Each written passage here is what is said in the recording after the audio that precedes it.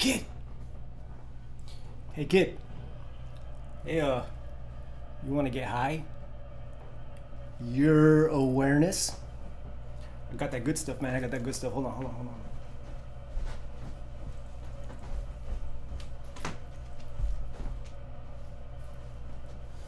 All right, check it out, man. Check it out.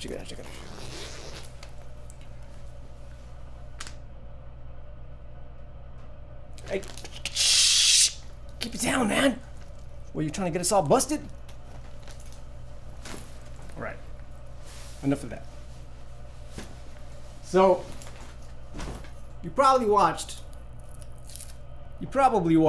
a conspiracy video on YouTube or somewhere like this, and excuse me, you've always told yourself, you know what?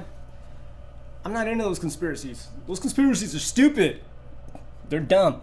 I don't fall for those kinds of things. But then somehow or other, you ended up watching one. You watched a conspiracy documentary, and now you're sitting there like, oh, dang, I think I might be a conspiracy theorist. Don't fret, my friend, because you're speaking to one. A conspiracy theorist? I've been doing this for years, man. I've been in the game for years. And let me tell you something, man. It ain't no cakewalk. It's kind of hard. I got some notes here, but as I was going through the notes afterwards, I was like, damn, you know what? I'm kind of giving conspiracy theorists a bad name here. Everything on this list is negative. If you are a closet truther, a closet conspiracy theorist, that's what this video is about. I'm going to tell you what to expect, because, oh dear, expect some shit. So I'll start with my list here and just go down. It's going to sound bad, and it is kind of bad, but it's good. I'll explain why. And at the end, I'll give you some advice on where you should go next. As you're becoming a truther, you're going to suffer in a lot of different areas in life. And one of those, probably the biggest one, I would say, is you're going to suffer some social consequences. You know, this world is a lot like that scene from the movie The Matrix, where Morpheus brings Neo back into the Matrix to kind of do the simulations and stuff like that, jump off of buildings and whatnot. And as he's walking through this downtown area with people walking around, he says, look at all these people. They're all in the Matrix. They're all trapped into it. And they love it. They don't want to know the truth. They don't want to be taken out of the Matrix. They'll do whatever it takes to defend the reality that they live in. And it's true. That's the way it is. There was a wise man that once said that a prophet is not welcome in his own town. And that means basically, like, you could be 100% right on a certain subject, but if you're talking to someone who you've grown up with, like family members or friends that you've had for a really long time, you're not welcome. Like, they don't see the information that you're trying to deliver to them. They more see you, that stinky, gross punk who's disrespectful, and you know, they don't want to hear anything from you because they don't view you with that much respect, because they're too close to you in your life for them to see how much you're actually shining. It's easier for people who aren't close to you that you can talk to, for them to see that you got some wisdom. And unfortunately, that's the way it is. There was somebody really close to my life years ago who we'd get into these arguments. He didn't want to hear anything having to do with conspiracies. He would get really, really angry with me. So I was like, okay, yeah, I guess we can't talk about this no more. No big deal. And it wasn't until a little while passed and he was exposed to conspiracies, not by me, but by someone else. So he would hear about it often. And then after a while, I guess it piqued his interest. He started looking into it. And slowly but surely, he started talking to me and saying, hey, let me ask you something. So 9/11, what happened? I don't know. I don't know what happened. All I know is what we were told isn't the truth. So Bin Laden, he used to be in the CIA? Yeah, apparently. So Al-Qaeda, we made Al-Qaeda? We made Al-Qaeda.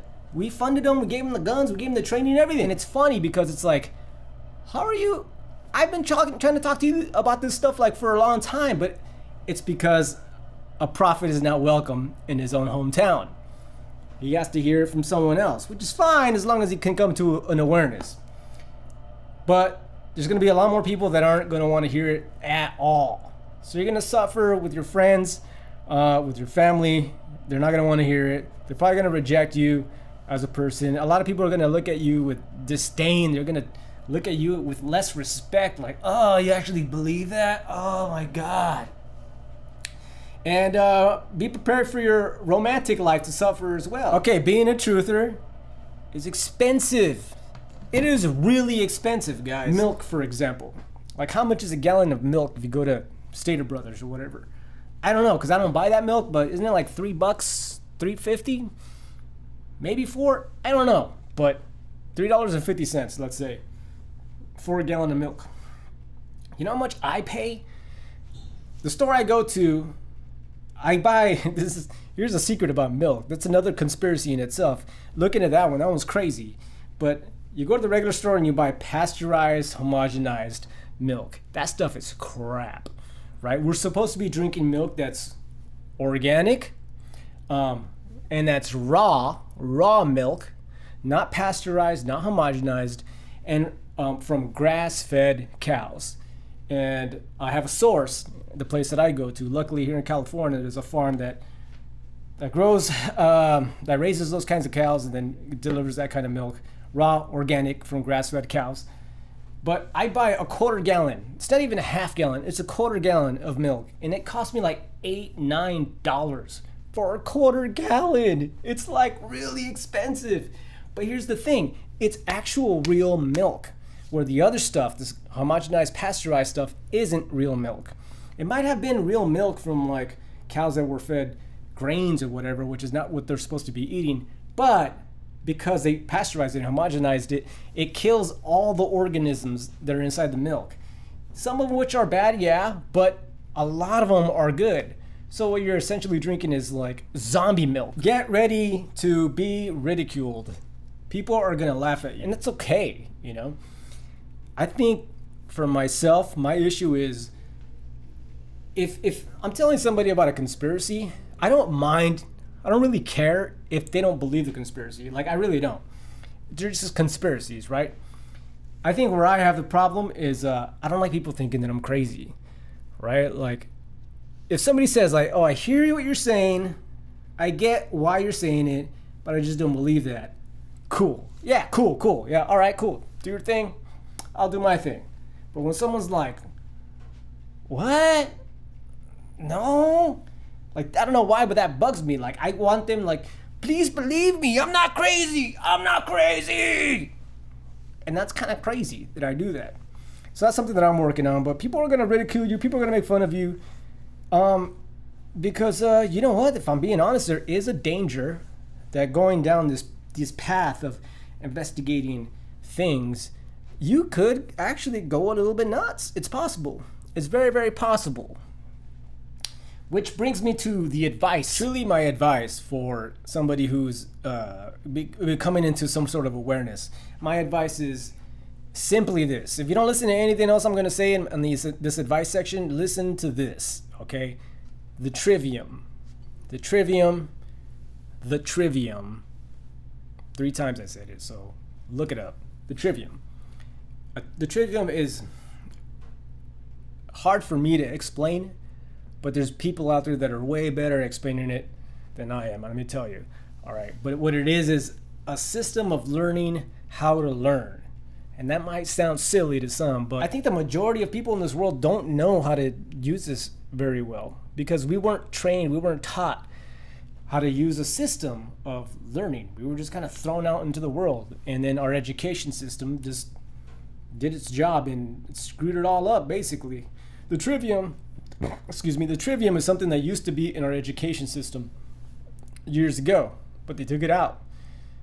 And the reason they took it out is because they don't want us using our brains. They don't want us getting smart. The trivium, though, is there to teach everyday people how to use their brains, how to think, and how to be able to tell when somebody's lying to them. Somebody's trying to feed them BS. They look at it, they look at their argument, and are able to decipher, like, that's a faulty argument. That's a fallacy. And they're able to take a step back, analyze it, and be able to tell if it's BS or not. Now, there's one person that I know out of everyone that is an expert on this subject. His name is Jan Irvin. Jan Irvin is he's the host of a YouTube channel. It's called Used to be Gnostic Media, and now it's Logos Media. Logos Media. Let me show you guys something. You need to go to this website right here. This is his website. It's called triviumeducation.com. That's what it's called. And basically, this is free, by the way. This is all free. This isn't like, I'm not trying to sell you something. It's when I initially heard about this triviumeducation.com, I thought to myself like, oh, this guy's selling a program to, teach it, which sounds interesting, but I just don't want to pay money for something.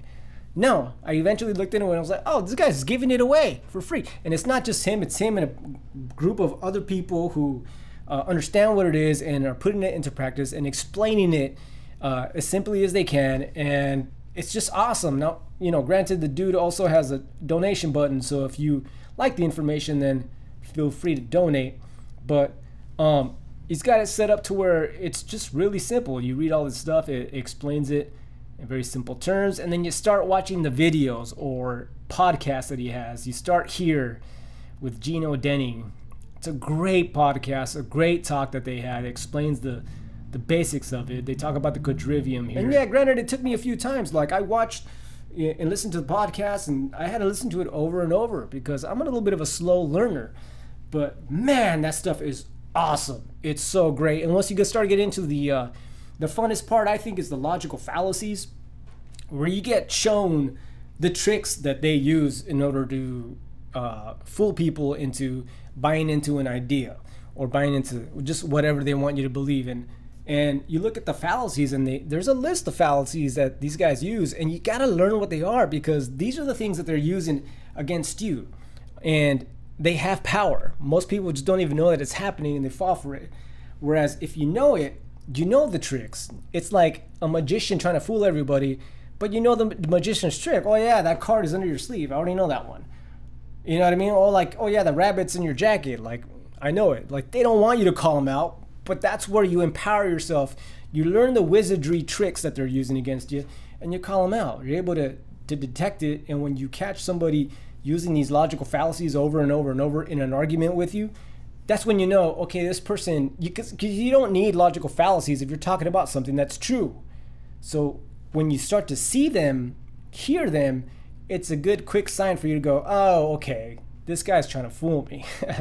And you don't have to waste your time with that argument. And I really recommend this because when I had my awakening, I had no idea about this. I wish I'd known about this, but I didn't. So I watched a documentary and I was like, whoa, this is crazy. And it blew my mind. And then I started going into something else, a different subject. And then I was like, what the heck? So then I had another idea, another awakening. And then I went over here and it was like, wait a minute, this is contradicting that. In my awakening, I was tossed back and forth. It's kind of like I was in an ocean and the waves were just crashing me left and right. I didn't really have too much to stand on. And the reason is because I didn't have a method of being able to tell when somebody's trying to fool me, when they're trying to use my emotions against me. Anyways, that's my recommendation, the Trivium. I think start there. Let go of all these other conspiracies you've been hearing about. Put those on pause for a minute, okay? Let me tell you something. There's a lot of conspiracies. And I'm not going to name which ones because I already know I'll get attacked and bombarded, and my channel will start to get shut down and get strikes on it if I talk about these conspiracies. And it's because they're fake. They're fake conspiracies. They're conspiracies that are there to try to trick you into thinking about believing something that isn't really real, but it's to make you sound crazy. They exist. They're there.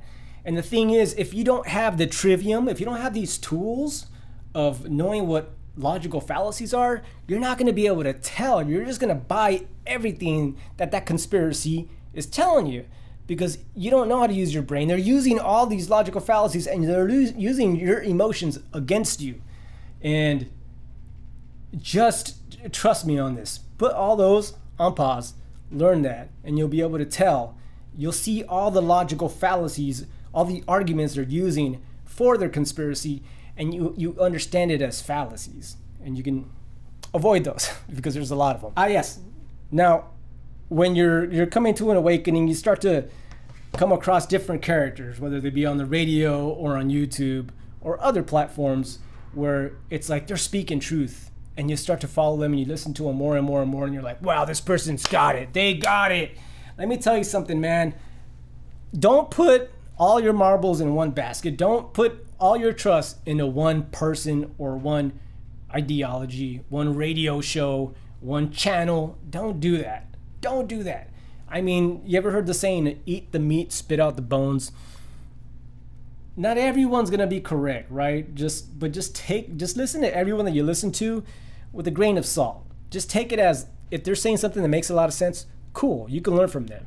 But not everything that they're saying is gonna be true. The majority of the people that are out there that are truthers, they're not 100%. You don't really know if they're real, they're 100% unique, grassroots, or if they're bought out. And at the end of the day, you don't know, and there's no way for you to ever figure it out. So don't put all your trust in one person or a couple people. Just listen to everybody and use the trivium to try to identify, the good stuff, and spit out the bones, spit out the bad stuff. But yeah, I fell into that trap many times of just kind of idolizing this truther or that truther, and it's just a waste of time. Lastly, you need to grow your love for the truth. As simple as that. The truth is something that needs to be worshipped, in my opinion. Let's worship that truth, man. Because if you believe in God or not, the God of the Bible, like, you could read the Bible as God exists and that's the word of the Lord, or you could read it as a metaphor. And if you read it as a metaphor, then, God, Jesus, the truth, these are all synonyms. The truth is God. God is the truth. Some people don't believe that truth is God. Some people, their only God is their stomach. That's their God. They're going to do whatever it takes to make themselves happy. That's their God. Other people, sports are their God. That's their God. Make truth your God. Make that the most important thing ever. And it is the most important thing. Even when the truth is something that you don't want to hear at the moment, something that really hurts your feelings, something you don't want to hear, the truth is awesome. There may be a time of pain and then healing. But at the end of the day, when something horrific happens, like something devastating, my camera's acting weird, but whatever. If something horrific happens in the family or whatever, for example, it hurts. It'll hurt. I know I've gone through some stuff, and I made a video about the situation in my life a couple of years ago. It hurt, and it still kind of hurts. But I'm so glad that it happened. I'm so glad that all this stuff went down the way that it did, because the truth came out. The truth came out about those people that were involved and their family members. And it's like, okay, good. I'm glad I know. Now I don't have to waste my time with people who don't care about me. I can move on. The truth is always good. Even when you think it's not good, it's good. I worship it. I really do worship it. And my advice to you is that just make that your priority. Make that your priority. Look for the truth. Try to get as close to the truth as possible. That's my advice. And, I'm just happy to make a video. I haven't made videos, man. I've been gone for a while. It's because I'm always, sometimes I go into YouTube holes, where you watch a YouTube video, it's got a suggestion afterwards, or you click on another video, oh, what's that? And you start, before you know it, you're watching videos on how coffee is made. You know what I mean? Did you know that coffee is actually a berry? It's like that, but it's like a red berry. It's legit red. It grows on a tree. You squeeze it, juice comes out and everything, and then there's two beans inside. And they're not even black, they're white. After that, the beans are collected, they're dried, and then you roast them until they're like dark brown or black or whatever. That's coffee. I didn't know that. YouTube holes. And also memes. I've been getting lost in the meme world, dude. Memes are hilarious. I'll watch memes for days, man. But it's starting to become a problem because I haven't really been doing anything but watching memes, and that can't be good for you. Can't be good for you.